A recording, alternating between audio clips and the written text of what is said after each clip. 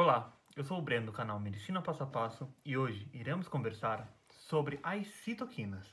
Mas antes dela começar, gostaria de pedir para que você já desse um like no vídeo, se inscrevesse no canal e considerasse se tornar membro, para assim valorizar o meu trabalho.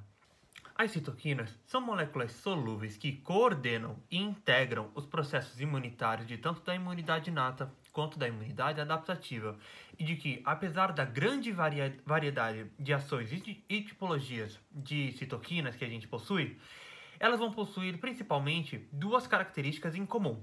Tem a propriedade da pleiotropia, que significa que as citoquinas elas conseguem influenciar a vários tipos de células diferentes. E tem também a propriedade da redundância, onde diferentes citoquinas conseguem ter a mesma função. E isso ocorre de forma a se regular a intensidade de tal ação, de tal função que aquela citoquina e várias outras estarão incentivando a acontecer.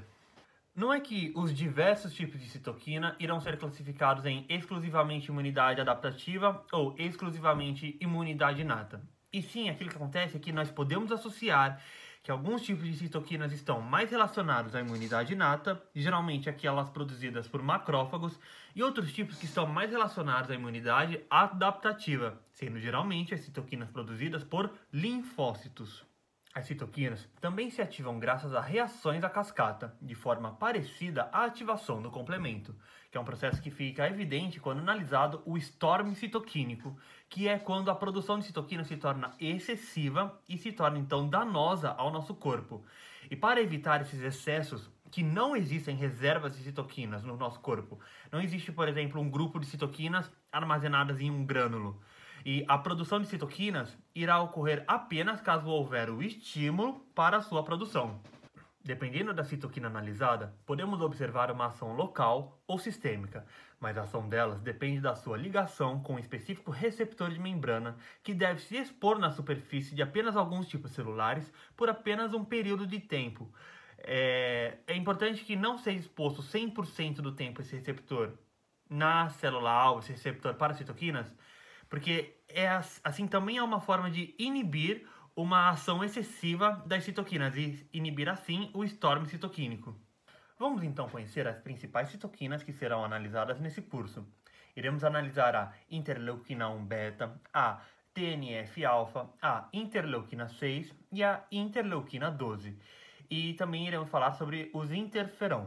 Começando pela interleuquina 1, ou simplesmente IL-1, temos que, no passado, ela era conhecida como pirógeno endógeno, pois ela é capaz de agir no hipotálamo e aumentar a temperatura corpórea, pois o aumento da temperatura corporal torna os processos celulares das células imunológicas mais eficientes. E a interleuquina 1 beta pode tanto agir apenas localmente ou se tornar sistêmica dependendo da dose da concentração que ela for produzida. A citoquina Tumor Necrosis Factor Alpha, ou simplesmente TNF-alfa, é uma das primeiras citoquinas a ser produzida na cascata de produção e ativação das citoquinas. Sendo então elas vão ser liberadas por macrófagos quando esses entram em contato com moléculas relacionadas a patógenos, como por exemplo o lipopolissacarídeo, que é uma estrutura presente em bactérias. E aí o Tumor Necrosis Factor Alpha é um dos principais causadores da inflamação e do choque tóxico, sendo que o choque tóxico ocorre após um excesso da produção de Tumor Necrosis Factor Alpha, que causa danos nas células endoteliais, que vão causar de consequência uma alta perda de líquido da circulação, que vai resultar então em um abaixamento da pressão da circulação sanguínea, que vai caracterizar, junto com uma febre excessiva, o quadro do choque tóxico. E em quantidades adequadas, o Tumor Necrosis Factor Alpha interage com as células endoteliais para induzir a produção de moléculas de adesão às células imunitárias da corrente sanguínea, favorecendo a diapedese, ou seja, a migração de células imunitárias para o tecido inflamado. Apesar das semelhanças, o choque tóxico e o storm citoquímico não são a mesma coisa. O choque tóxico é mais raro e está mais relacionado a bactérias e também relacionado ao uso incorreto de tampões menstruais, causando como sintomas principais febre intensa e pressão muito baixa, enquanto o storm citoquímico está mais relacionado a um dano tecidual causado pelo excesso da ação das células imunes estimuladas pelo excesso de citoquinas liberadas, onde geralmente se forma um ciclo. O tecido sofre danos e produz citoquinas. As citoquinas recrutam células imunes que causam mais dano no tecido. O lipopolissacarídeo, então, é um indutor do Tumor Necrosis Factor alpha, que, por sua vez, estimula na cascata de ativação as citoquinas interleuquina 1, interleuquina 6 e além de ativar alguns fatores quimiotáticos, como por exemplo o fator CXCL8, que favorece a diapedese e no passado era conhecido como interleuquina 8. Bem, em ratos já foi realizado testes para se observar como eles respondiam caso sujeitos a diferentes doses de lipopolissacarídeos. E lembrando que é possível aproximar a resposta desse tipo de testes para o que acontece no nosso sistema imunitário. Caso seja inoculado doses baixas de LPS, onde LPS é o lipopolissacarídeo, se observa apenas uma inflamação local. Em doses moderadas, começa a se observar efeitos mais sistêmicos, onde as citoquinas que se ativam vão conseguir chegar em vários locais, como por exemplo o hipotálamo, ocasionando um aumento da temperatura. Podem chegar também no fígado, causando então uma síntese de proteínas de fase aguda da infecção, e vão chegar também na medula óssea, liberando neutrófilos de reserva, induzindo a hematopoiese de emergência, e caso esse estado inflamatório intermediário consiga permanecer ativo, ou seja, ele se torne crônico, que é um estado que se observa, por exemplo, em pessoas com tumores, irá se desenvolver um processo chamado de caquecia, que é uma forma de emagrecimento com uma perda de músculo, gordura e até mesmo massa óssea, que é um processo de emagrecimento muito observado em pessoas com tumores, como eu já previamente citei. Mas caso se inocule doses altas do lipopolissacarídeo, aí sim irá ocorrer o choque séptico por causa da resposta inflamatória sistêmica, causando o abaixamento da pressão sanguínea, além da ativação de plaquetas e formação de trombos, além de também se observar febre.